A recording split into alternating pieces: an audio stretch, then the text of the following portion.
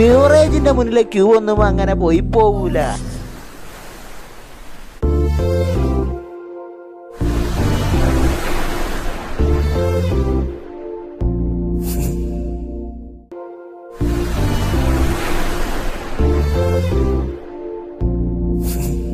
പ്രധാന പ്രശ്നം ഇതൊന്നുമല്ല. ഓന് വീട്ടിൽ പോവാൻ പറ്റില്ലല്ലോ.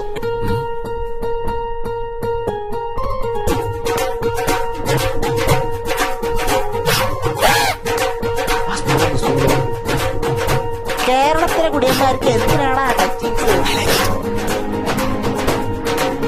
ആരാ വാള് വെച്ചേ? പുല്ലശ്ശേരി ബീവറേജിന്റെ മുന്നിൽ നിന്ന് ഒരുത്തനും വേണ്ട.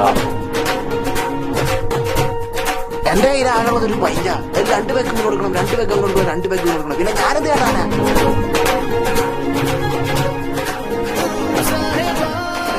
പുല്ലശ്ശേരി ബീവറേജിന് മുമ്പിൽ ക്യൂ നിൽക്കുന്ന 100 കണക്കിന് കുടിയന്മാരിൽ ഒരാൾ മാത്രമാണ് നീ.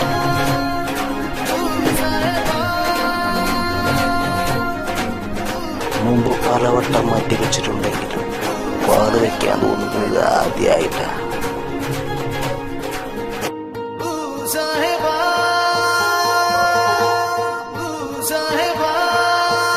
രണ്ട് പെക്കടിച്ചാൽ എന്റെ സാറേ, പിന്നെ ചുറ്റുമുള്ളതൊന്നും കാണാൻ പറ്റൂല.